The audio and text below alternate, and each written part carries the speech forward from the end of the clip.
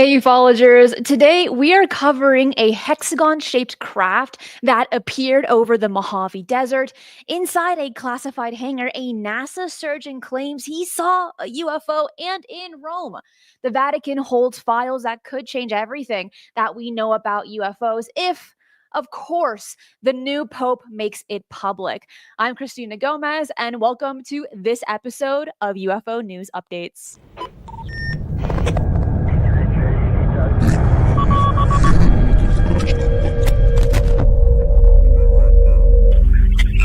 You're still going clear. Or what do you get? We're hitting some really interesting times, and this week has been filled with UFO news. First, I want to say hello and welcome to everyone catching this live. We got Peace, Jason, Kurt, Gaz, JB. Hides brings up something interesting here that I saw a comment a little bit earlier on my channel that says there is not going to be a UAP hearing next week after Jimmy said that Burleson had mentioned that next week is going to be UFO UAP week. And now we're not getting a hearing? What the heck is going on, Hides? I expect a nice detailed report on what is going on, but it's strange. All these things are happening right in front of us, and then all of a sudden we're not getting a hearing. Just a few days ago, people resigned out of the UAP Disclosure Fund.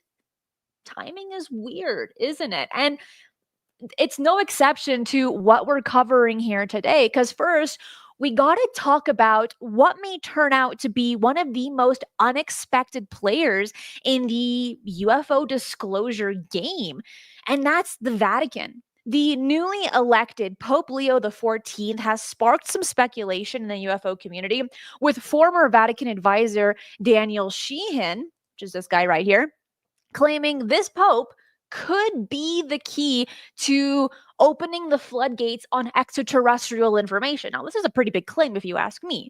But Sheehan, who previously served as general counsel to the Jesuit headquarters in the US, has labeled Pope Leo XIV as the disclosure pope. Why? Why? Because like Pope Leo, the 13th in the 1800s, listen to this, who founded the Vatican Observatory, Leo XIV is reportedly fascinated with the connection of science and theology. And according to Daniel over here, this Pope sees it as his mission to help humanity prepare for the reality of non-human civilizations. However, I'm bringing the however over here. I was not able to find any public statements that the Pope has made about UFOs, UAP, ET, or aliens. I couldn't find anything written down online.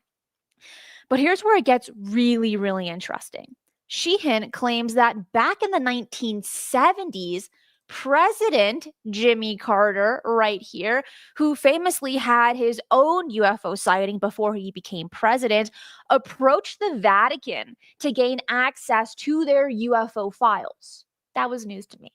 And Carter did visit, this is what we do know as a fact, is that Carter did visit the Vatican during his presidency on June 21st, 1980, and he met with Pope John Paul II in the Vatican City, becoming the first U.S. president to stay overnight at the Vatican. But as for getting info on UFOs from them, nothing was mentioned to the public, and maybe he left empty-handed. Now, what we do know is that when Carter went to the then CIA director George Bush Sr. about the issue, the guy that we're seeing on screen right here, Mr. Bush blocked Carter's request. And then, fun fact, he ended up becoming president. Bush Sr. Dun, dun, dun. Now, if we get back to the Pope just for a moment. According to Sheehan, Pope Leo XIV election could mark a turning point for bridging the gap between faith and the science of extraterrestrial life. In fact, the Vatican made headlines back in 2009 when it acknowledged that believing in the existence of alien life does not contradict Catholic teachings. And just 2 weeks ago, I did an entire show on the Catholic Church and UFOs. I will place that link down below for you.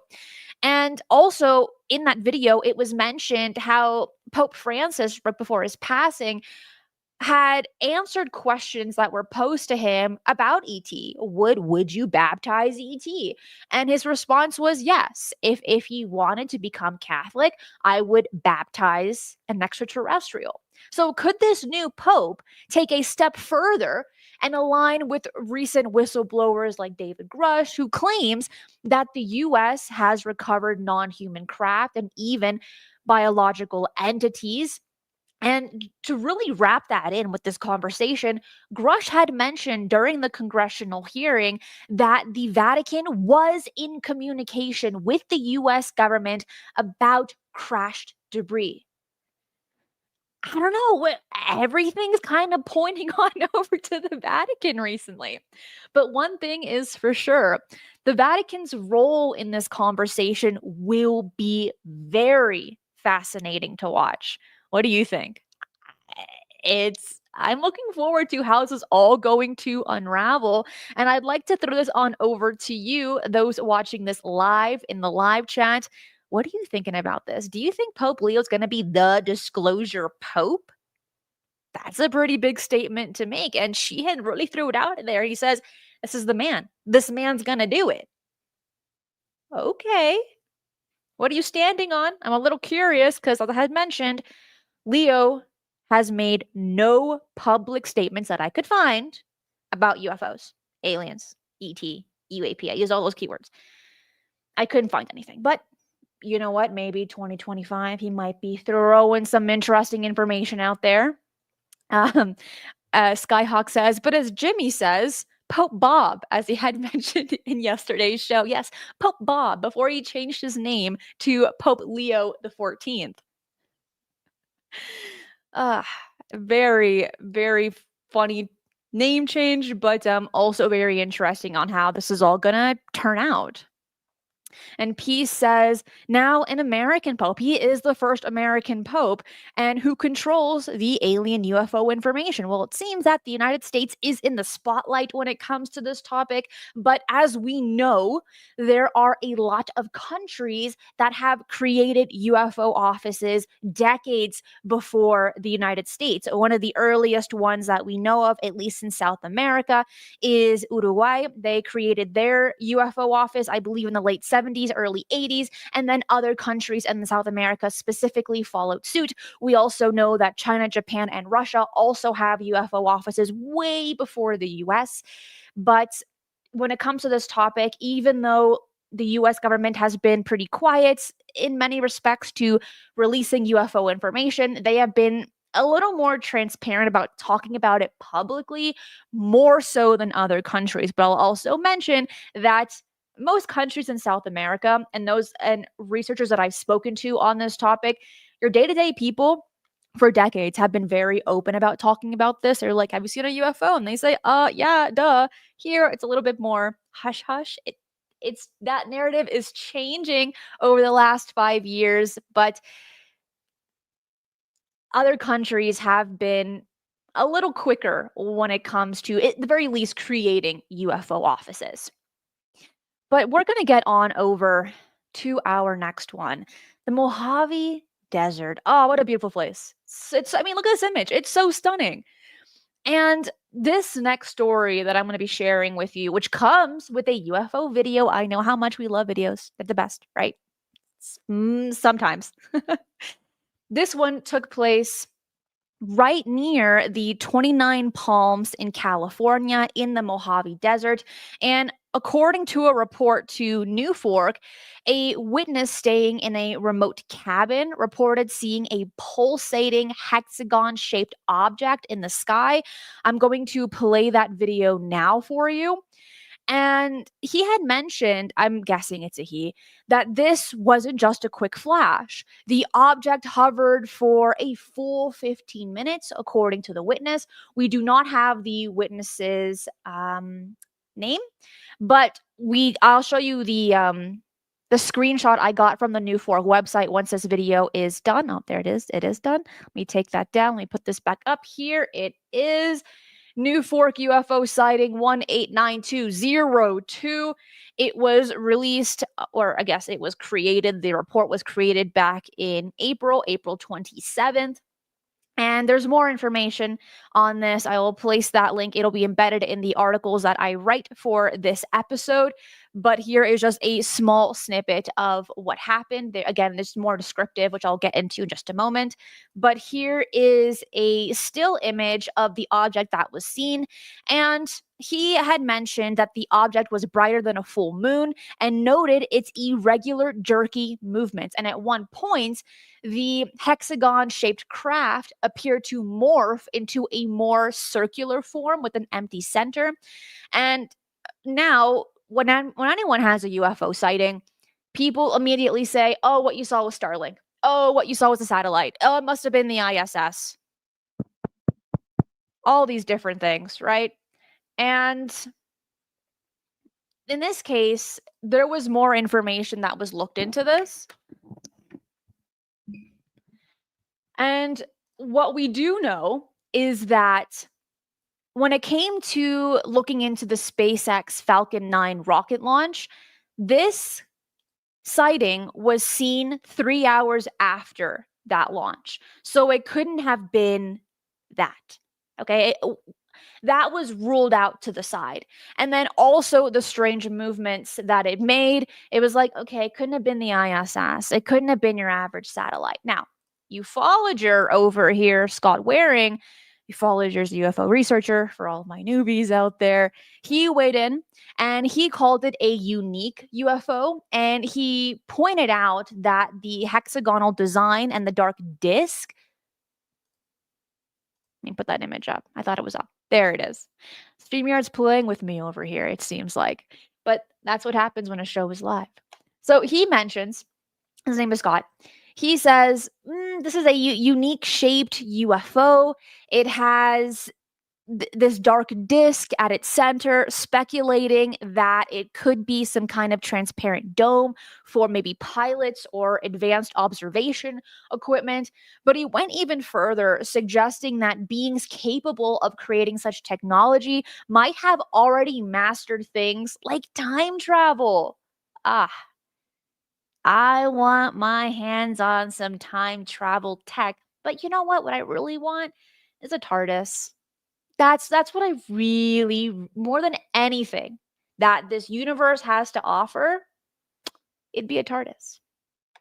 And what if advanced civilizations not on planet Earth had control of that technology? There are ideas that now a lot of these UFOs that are being seen are humans from the future. That's become a more popularized theory to explaining UFOs.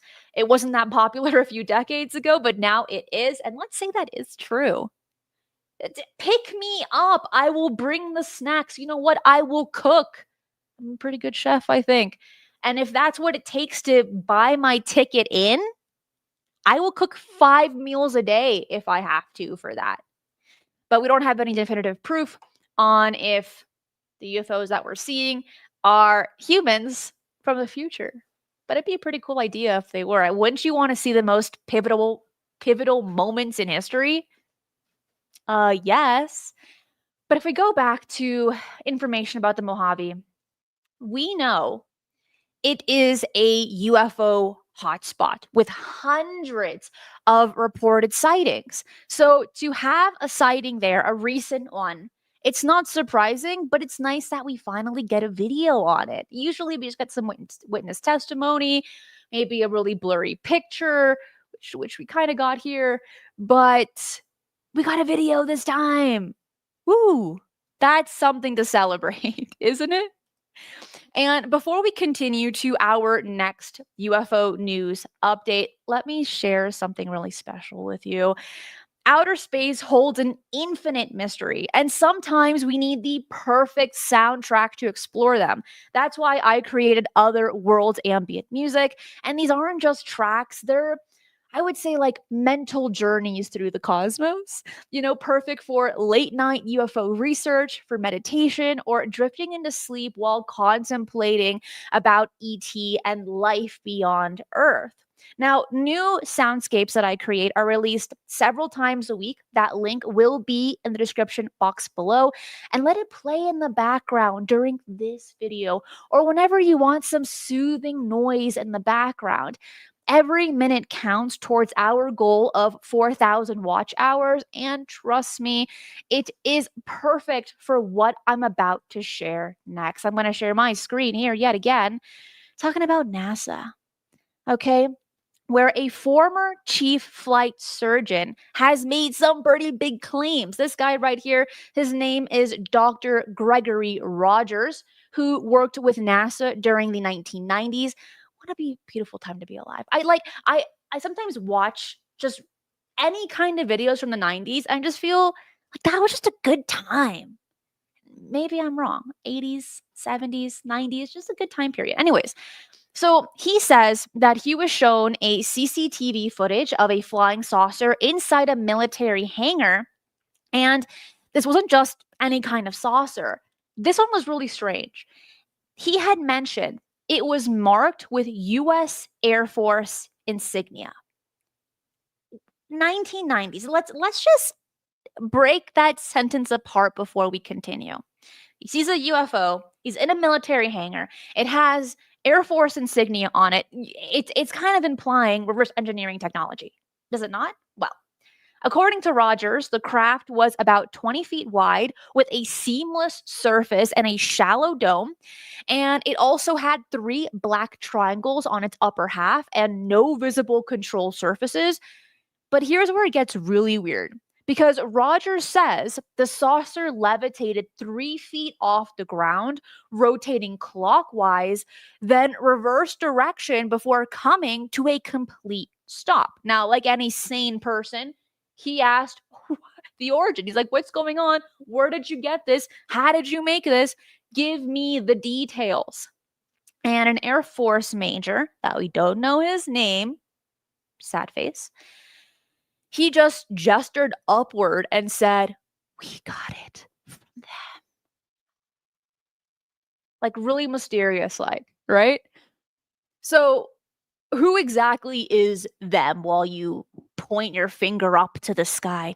It was them. Rogers didn't elaborate in the interview that he gave, but he claimed astronauts have privately shared similar encounters with Rogers, stories of UFOs flying in formation with spacecraft during missions, and we're going to actually talk about those to give you a little bit of background, a little foundation. I love covering new information, things that are just hitting the news, but sometimes they need a little bit of background. They need a little bit of foundation to demonstrate that, number one, this is nothing new. This has been happening for decades, and it's nice to bring in some credible names into this conversation. First one is Mercury astronaut Gordon Cooper, who maintained throughout his life that he encountered UFOs multiple times during his astronaut career. Now, his most publicized sighting occurred during his 1963 Mercury Atlas 9 mission when he reported a greenish object approaching his capsule that was corroborated by radar for Australia's tracking station.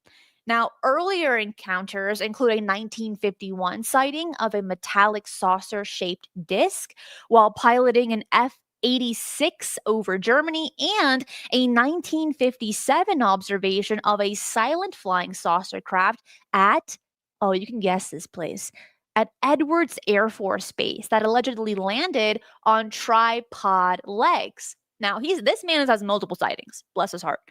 Cooper claimed Photographic evidence from the Edwards incident was confiscated by the Pentagon, and he later made headlines on the Merv Griffin show by suggesting the government has recovered a crashed UFO with humanoid occupants, just like what David Grush had mentioned just a few.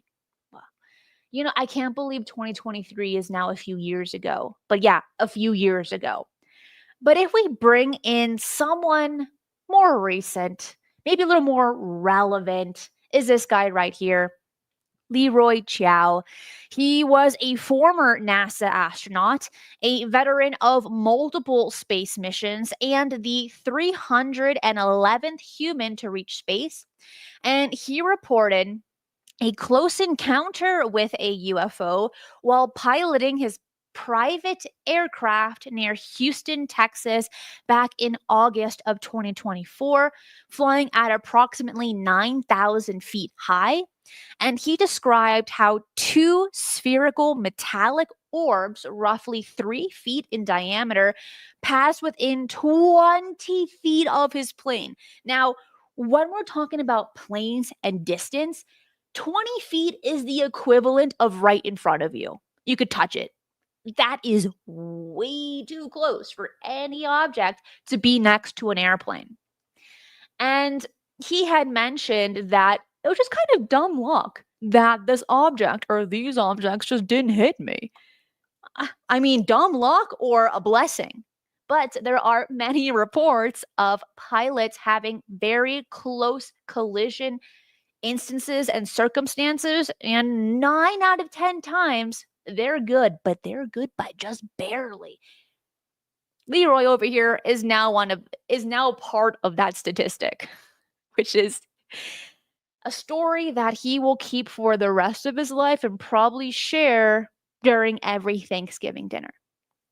But this pilot noted that the objects weren't detected on radar. They weren't broadcasting FAA required transponder signals, and air traffic control never alerted him of their presence, which is another pretty dangerous thing.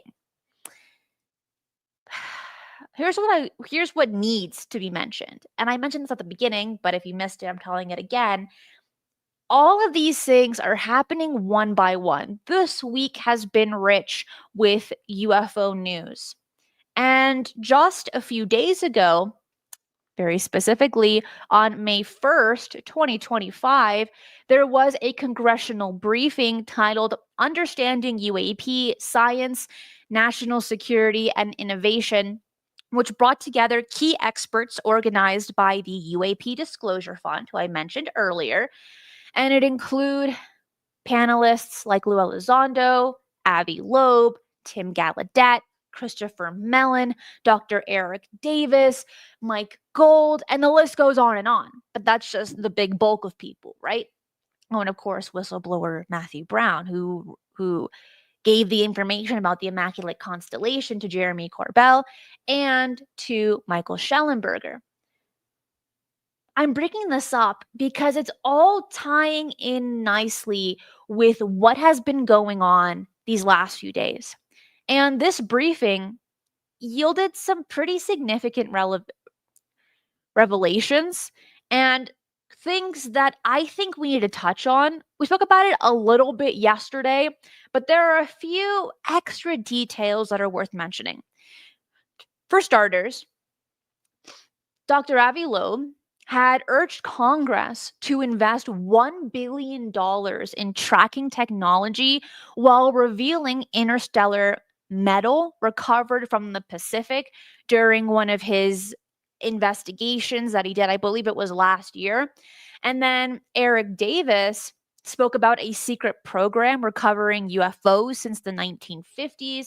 Christopher Mellon highlighted 1,800 military UAP reports despite suspicious gaps in radar data.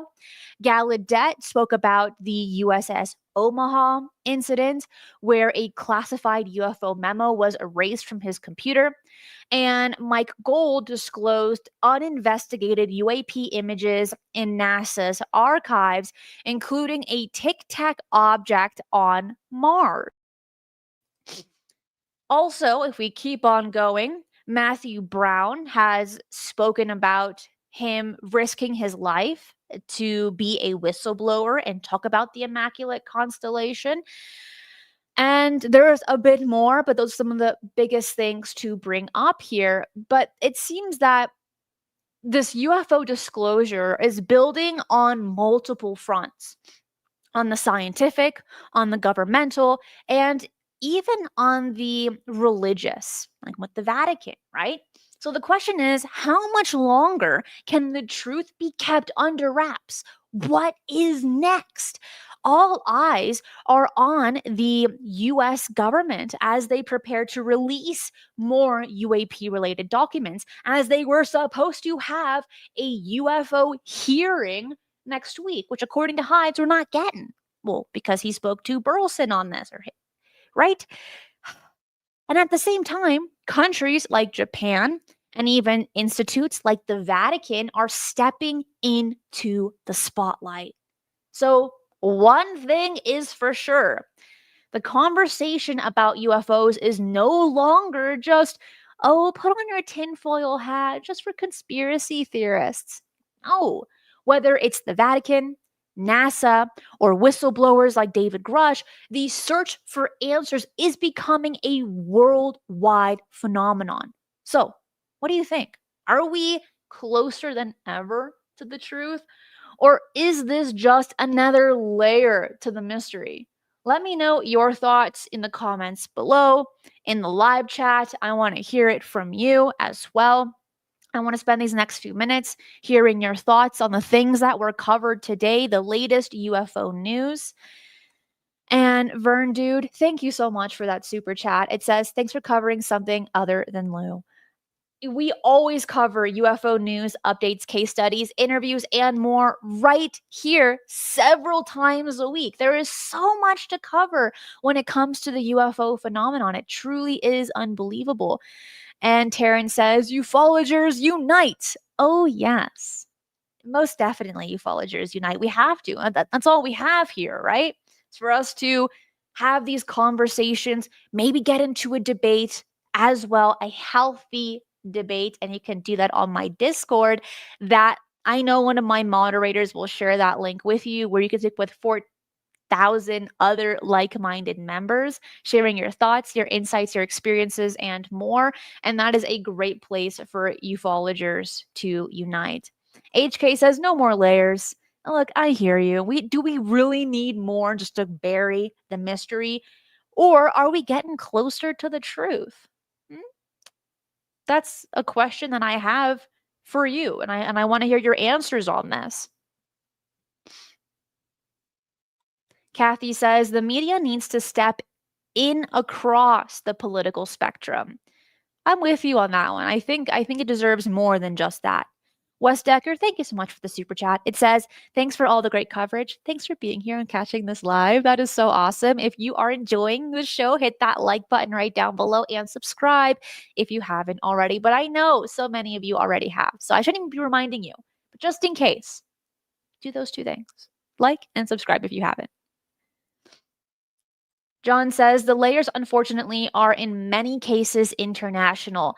When I spoke to ufologer Fernando Hillebrand from Argentina, and we spoke about how the conversation is being held in the government in Argentina, there are these layers of just trying to bury this, to also add disinformation into it as well. And it seems that it doesn't matter what part of the world that you're in. Some might be more progressive mentally on this topic. It doesn't really seem to matter because this conversation is still being buried across the globe, across governments, across all countries. And again, the US right now is in the spotlight for this topic, setting what seems like an example for other countries to say, to think we're taking this seriously. We're not giving a lot of information, but at least we're talking about this publicly instead of behind the scenes, in a skiff, behind closed doors. We're mentioning some things to the public. So I like that part. And I'd like to see other countries follow suit. I know that Australia has made statements in the last 12 months, along with Japan as well, which we always cover in UFO news updates. Whenever anything comes up, we cover it right here. So it's worth hitting the notification bell so you don't miss any of the videos. And I do write articles for all of the shows, which you can find on my website at ufonews.co. That link is in the description box below. And for those that can't always watch the shows, you can find the audio version of these shows on my podcast, which can be found everywhere at Strange and Unexplained with Cristina Gomez. And you can find that link in the pinned comments. It will be there once this live show is over because, sometimes you don't have time to watch the video. I get that. But listen to it while you're cooking, while you're going out for a jog, going on commute to work. It's always worth being in the know when it comes to UFO news. Scott, thank you so much for that super chat as well. Cindy says, we need to be prepared. Absolutely. J. Allen Heineken says, karate chops that like button, just like Kato from the Pink Panther. Where will he spring from next? You always got to be prepared. John says, we can handle the truth. Those that have that knowledge will say otherwise, say, the humans aren't ready. They're not ready for it. But John, I'm with you. I'm optimistic like you. And I say, hey, we can decide if we're ready or not. Here we come anyways. And what if it's not the US that drops the UFO disclosure explosion, but what if it's the Vatican? That would be a turn for the books.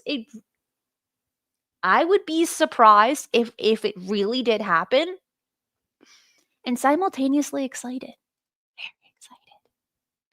HK says Brazil is a hotspot. Oh yes. But JM says we couldn't even handle a toilet paper shortage in 2020, 2021. That part is true. That did not go so well.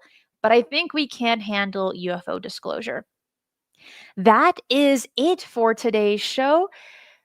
Do not forget to leave a comment in the comment section on what your favorite article was here today. And that is it for today. I will see you next time. Say it with me. Be safe. And remember, keep your eyes on the skies.